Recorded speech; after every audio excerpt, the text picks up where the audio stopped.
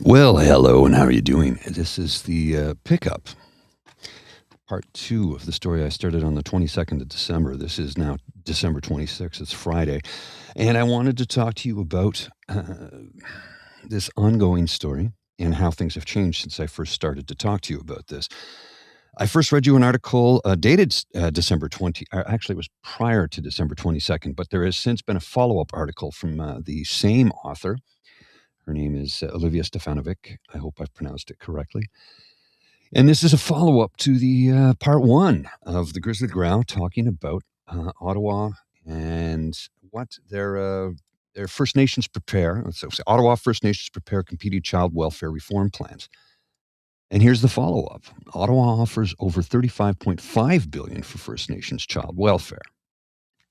Prime Minister Mark Carney's government is presenting a new plan worth more than $35.5 billion to keep First Nations children connected to their communities, culture, and families. The offer is less than the $47.8 billion presented by former Prime Minister Justin Trudeau's government over 10 years, but it covers a shorter period of time and contains a key difference.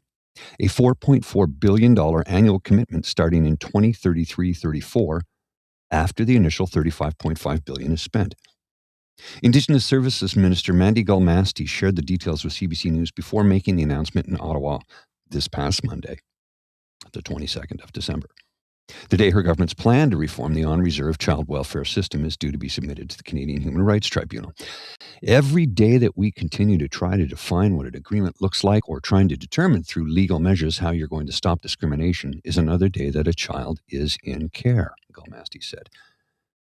If we're going to really address that, it has to be in creating a system where a child is in care surrounded by the community, by those that they know, by those that love them, by those that are going to teach them their culture, their identity, their language. But the government's plan isn't the only one the tribunal is considering. A group of First Nations chiefs and children's advocates, known as the National Children's Chiefs Commission, is filing a competing proposal with the First Nations Child and Family Caring Society. At the center of our plan is our love for our kids, said Cindy Blackstock, executive director of the Caring Society. The commission was directed by the Assembly of First Nations to develop a First Nations-led plan after chiefs rejected the $47.8 billion offer from the Trudeau government last year. Over concerns the money was only earmarked for 10 years and would be subject to annual reviews. National agreement, regional approaches. The submissions are being made nearly a decade after the tribunal issued a landmark ruling that found Ottawa racially discriminated against First Nations children by underfunding First Nations child and family services and ordered an end to the discrimination.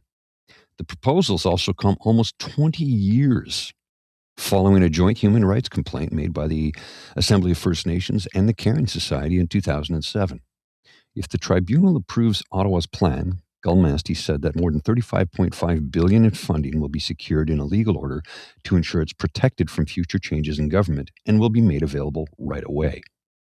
She said the government has not taken away the $47.8 billion previously on the table because it has been drawing from those funds to pay for services at a cost of approximately $4.4 billion per year. The government is pitching a national reform plan, but looking to strike regional agreements with First Nations entities so that they can tailor the delivery and funding of services to their distinct realities, Galmasti said. Under the proposal, she said communities will determine their standard of care. I believe the community needs to drive the decision-making, needs to drive what they're going to establish in their First Nation because it is defined according to their identity, Galmasti said. Blackstock said she would rather see national minimum standards applied to First Nations child and family services with regional variations so the federal government is held accountable to those the same level of care across the country. Canada systemically discriminated against every First Nations child across the country, so we need systemic solutions to hold it to account to make sure it stops and doesn't happen again, Blackstock said. That can't happen on a community-by-community approach.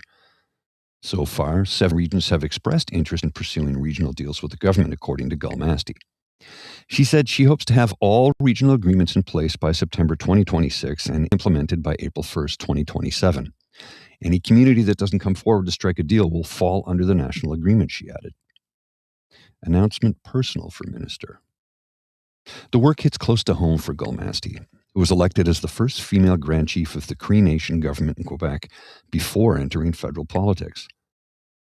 Just because I'm in this position doesn't mean that I don't know the personal experience of seeing children in my own family go into care, Gomasti said. Trying to help them, trying to make those decisions for them, that's something very personal to me. Although there are 2 plans being submitted to the tribunal, Gomasti said she still wants to work with the National Children's Chief Commission and Caring Society. This discussion is not about this plan or that plan, she said. This discussion is about which path do you want to take and how can we close that gap in working together. So when I originally relayed this story to you a few days ago, the 22nd of December, when the deadline was due, I did so before the actual final agreement or settlement from the federal government was tabled or issued or released to the press. I don't know exactly how that occurred or the timing thereof. But it sounds, although the initial offering is less, substantially so, from $47.8 billion, which was, by the way, rejected, down to $35.5 billion with the further $4.4 billion each year afterwards. So I think in the long run, this may very well be a better deal. Again, it's not for me to determine, and I'm not spending money, and it's not my money. I mean, it's our tax dollars, yes, but it's tax dollars that needs to go to take care of people who we have been discriminated. We had discriminated against for decades. So it's, high time that something is done. Hopefully, this money will get to the places it needs to be to make the difference that it can, and that it doesn't get pilfered or skimmed. And that happens with every government at every level across the country, regardless of your cultural background. We're missing billions of dollars in the province of Ontario under Doug Ford. Billions of dollars missing in COVID money. Same thing in Alberta. There's a few billion missing there that nobody can account for. Now, how is that possible to misplace a few $1 billion? You do understand how much a billion is, right? For those of you who are unaware of how much a billion actually is, let me put it into a context you should be able to understand. The simple passage of time. It's 525,600 minutes in a year, right? Do you know that in 1 million seconds is the equivalent of 12 days? Compare and contrast that to 1 billion seconds, which is equivalent to 32 years. 12 days, 32 years. 1 million versus 1 billion. So how do we possibly misplace a few $1 billion? That's a tremendous amount of money. Somebody should be in prison over that. When money of that nature, of that amount, actually, anything over, I think, 50,000 is grand larceny? Correct me if I'm wrong. Not a lawyer. I don't know what the statutes are or what the actual felony charges are. I don't know. I'm not a lawyer.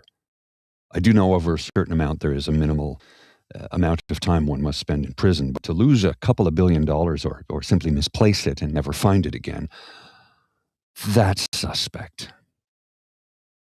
And I know that's kind of off topic, but I thought it was something that should be touched on.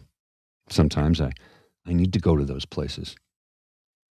Anyway, this is just the part 2 of the story. There won't be a part 3 until much later when we find out what agreements have been accepted and how the money will be spent. So sometime down the road in the future, I will follow up with this. But for now, this has been your mostly daily Grizzly Growl. I'll see you at 6 p.m. Take care.